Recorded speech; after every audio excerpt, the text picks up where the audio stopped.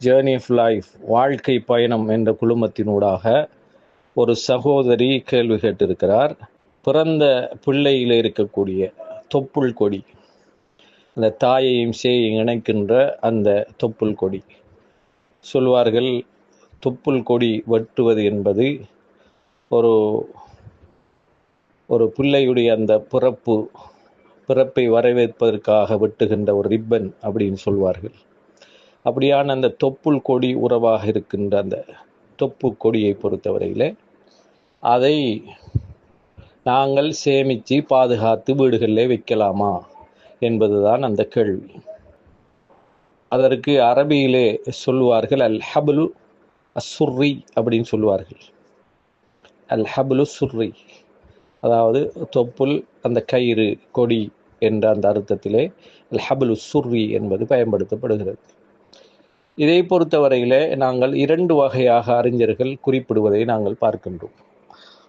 அதாவது Abdullah bin Baz ரஹ்மஹுல்லா அவர்களிடத்திலே கேட்கப்படுகிறது, இந்த தொப்புள் கொடியை எடுத்து கடல்ல வீசுறது, கடல்ல வீசுவதன் மூலமாக அந்த பிள்ளை பெரிய அறிவாளியாக மாறுவான் என்றெல்லாம் நம்பிக்கையோடு போடுகிறார்கள். அந்த தொப்புள் கொடியை வைத்து கொஞ்ச நாளை பிறகு அதை கடல்ல வீசுறாங்க. இது சரியா என்று கேட்கப்படுது.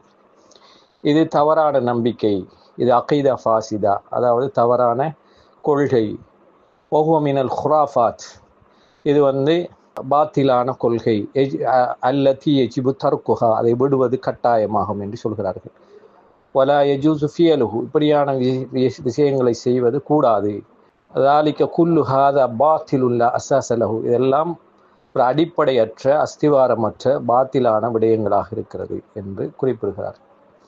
எனவே அதை நூல்களுக்குள்ள வச்சு அதை நூல்களுக்கு வைக்கிறாங்க, அதை புத்தகங்களுக்குள்ள வைக்கிறாங்க அந்த தொப்புள் கொடியை, அல்லது கடல்ல எறிகிறாங்க, கடல்ல என்ன செய்கிறாங்க, போடுறாங்க. அதன் மூலமாக அந்த பிள்ளை பெரிய அறிவாளியாக வரும் என்று தவறாக நினைக்கிறார்கள். இந்த மூட நம்பிக்கை கூடாது. அந்த அடிப்படையிலே அந்த தொப்புள் கொடியை வைத்திருப்பது கூடாது, அப்படி செய்யக்கூடாது. அது ஒரு ஹுராஃபாத், இஸ்லாத்துக்கு எதிரான நம்பிக்கை என்று அதை குறிப்பிடுகிறார்கள். அதே போல இன்னும் சில அறிஞர்களிடத்திலே கேட்கின்ற பொழுது இந்த அல் ஹப்லு சுர்ரியை பொறுத்தவரையில் அதை என்ன செய்கிறார்கள் என்றால் மஸ்ஜிதுக்குள்ளே கொண்டே புதைக்கிறார், மஸ்ஜிது வளாகத்தில் புதைக்கிறாங்க. இப்படி புதைப்பதன் மூலமாக பிள்ளை பெரிய ஹாஃபிலாக வருவான், நல்ல ஆலிமாக வருவான், குர்ஆனை நன்கு மனநமிடக்கூடியவனாக இருப்பான் என்று நம்பிக்கையில் புதைக்கிறார்கள். எனவே இது தவறானது என்பதை குறிப்பிடுகிறார்கள். அடுத்ததாக இது சம்பந்தமாக ஃபுகஹாக்களுடைய நிலைப்பாடு, இந்த அல் ஹப்லு சுர்ரி என்று சொல்லக்கூடிய இந்த தொப்புள் கொடியை பொறுத்தவரையில் இதை ஒரு அலா அல் இன்சான், மனிதனுடைய உறுப்புகளில் ஒன்றாக பார்க்கப்பட்டு அது புதைக்கப்பட வேண்டும், அது புதைக்கப்படுவதுதான் சரியான முறை என்று குறிப்பிடுகிறார்கள். பல தொப்புள் கொடியை புதைக்கிறது தான் சரியான முறை. இப்போ நகம் வெட்டினால் அல்லது முடி வெட்டினால் எப்படி நாங்கள் அதை ஒரு மனிதன் மனிதனிலிருந்து பெறப்பட்டவையில் எப்படி அதை கழிவாக பார்க்கிறோமோ அதே மாதிரி கழிவாக பார்த்து அதை புதைக்க வேண்டும். ஆனால் அது நஜீஸ் கிடையாது. ஆதமி என்று சொல்லக்கூடிய மனிதனை பொறுத்தவரை மனிதனுடைய ஒரு பகுதியாக அது இருப்பதனால் அது நஜீஸ் இல்லை என்ற கருத்தை ஃபுகஹாக்கள் சொல்லுகிறார்கள்.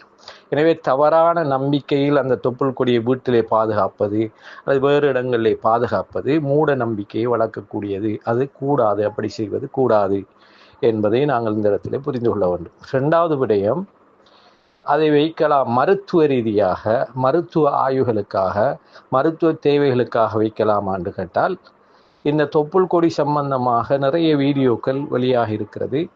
கிட்டத்தட்ட $2000 கொடுத்து அந்த தொப்புள் கொடியை வாங்கி பேங்க் பண்ணுகிறார்கள் என்ற அளவுக்கு இது ஒரு மருத்துவ ரீதியாக ஒரு ரிசர்ச்சில் இருக்கக்கூடிய ஒன்று என்று குறிப்பிடுகிறார்கள்.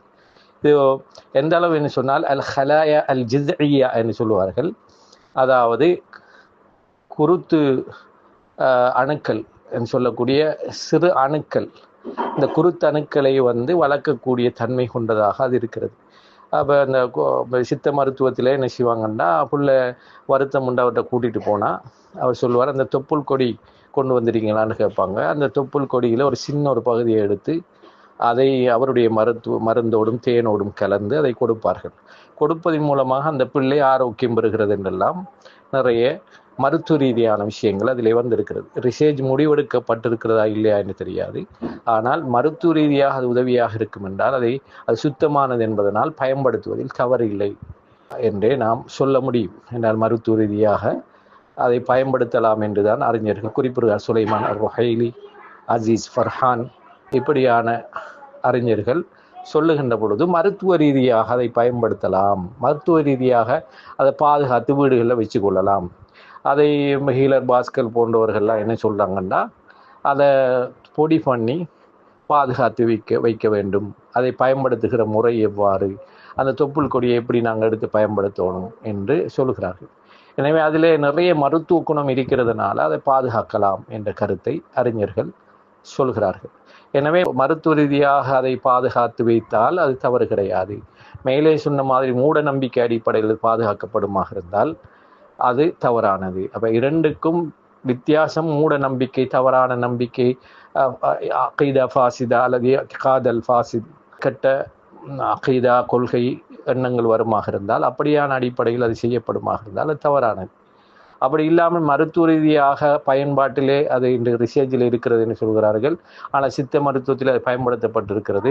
ஆயுர்வேத மருத்துவங்களே அது பயன்படுத்தப்பட்டதாகத்தான் இந்த ஹீலர் பாஸ்கர் போன்றவர்கள் குறிப்பிடுகிறார்கள். அவர்கள் அது மருத்துவ ரீதியாக நிறைய வீடியோக்களை நான் பார்த்தேன். அது மருத்துவ ரீதியாக பயன்படுகிறது என்றுதான் குறிப்பிடுகிறார்கள். எனவே இந்த அல் ஹலாயா ஜிஸ்இய்யா என்று சொல்லக்கூடிய குறுந்தணுக்கள் என்று சொல்லப்படுகின்ற அந்த அதிலே நோய்கள் குறைபாடுகள் ஏற்படுகின்ற பொழுது அதை நிறைவு செய்யக்கூடிய ஒன்றாக இந்த தொப்புள் கொடியுடைய அந்த தன்மை இருக்கிறது, மருத்துவ ரீதியாக அது பார்க்கப்படுகிறது என்று அந்த வகையில் அதை நாங்கள் சேமிப்பது தவறு இல்லை. அந்த வகையில் அதை நாங்கள் வைத்துக்கொள்வது, பொடி செய்து வைத்துக்கொள்வது, ஒரு டப்பாவில் வைத்துக்கொள்வது அதில் பிரச்சனை இல்லை. மருத்துவ ரீதியாக வைக்கின்ற பொழுது அதில் தவறான நம்பிக்கை வருவதில்லை. இதை விளங்கிக் கொள்ளுங்கள். இதுதான் அதனுடைய சுருக்கமான பதிலாக இருக்கிறது. அல்லாஹ்வே மிக அறிந்தவனாக இருக்கிறான்.